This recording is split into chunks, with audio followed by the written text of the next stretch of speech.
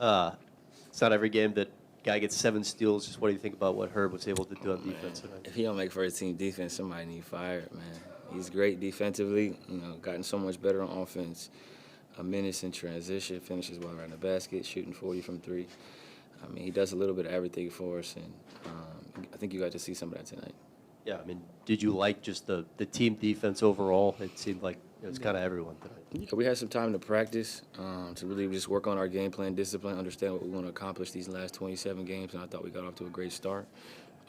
We'd like to finish the game better. I got to do a better job of staying ready, until there's zeros on the clock. But I think all in all, I like the way we played. I like the way we competed, and we gave ourselves a chance to win against a good team in the first night of a back-to-back. Yeah, since you came here to New Orleans, you talked about how, the young guys on this team need to embrace being more vocal, showing their emotions more. We saw that from Herb tonight. We saw that from Zion tonight. How much do you kind of see that as a sign of just maturation for them and just being just more comfortable in their skin on the court?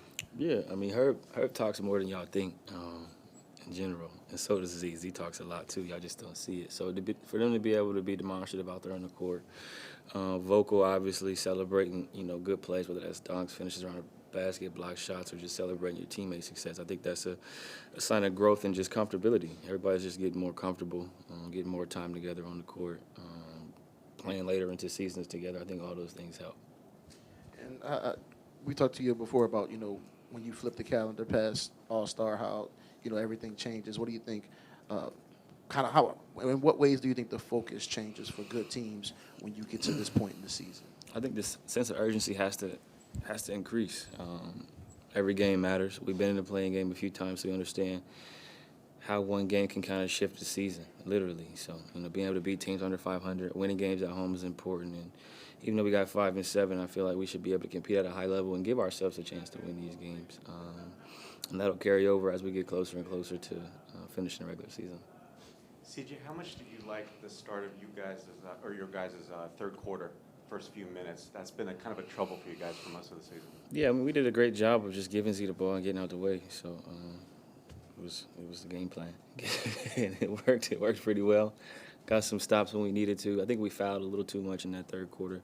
They got in the bonus quick, but outside of that, I think we defended well in the half court. Tried to limit their second chance points and did what we needed to do to get a win.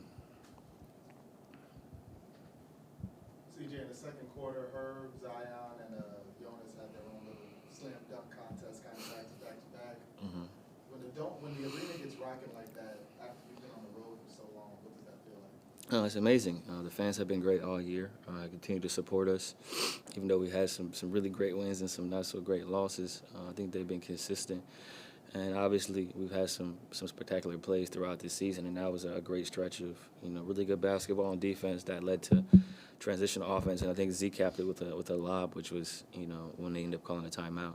Big momentum swing in the game. JV was great all night. Easy double for him tonight. Just kind of got whatever he wanted to establish his presence down low. Got Sengun in foul trouble and made the game very easy for us. In the past couple years, I think a thing we've seen with you guys a lot of times is you're good when everything's together, but one of BIZ's not there and a lot changes. And this year, we've seen you guys win more often than one or even both of those guys aren't playing. What do you think's kind of changed this year that's allows you guys to be more successful in these type of games? I think everybody just has continued to figure out ways to get better collectively. I think we've gone long periods with one of them not playing, and I think you kind of figure out offense, game flow, game plan, discipline, and how to be effective individually and how we can be effective as a team. And I think that's the sign of a good team, being able to win games, even with guys being out. CJ, HBCU Legacy Bowl was playing on Saturday. Mm-hmm. Going to the thoughts about the NBA, hasn't been an HBCU kid drafted since 2012. Mm-hmm.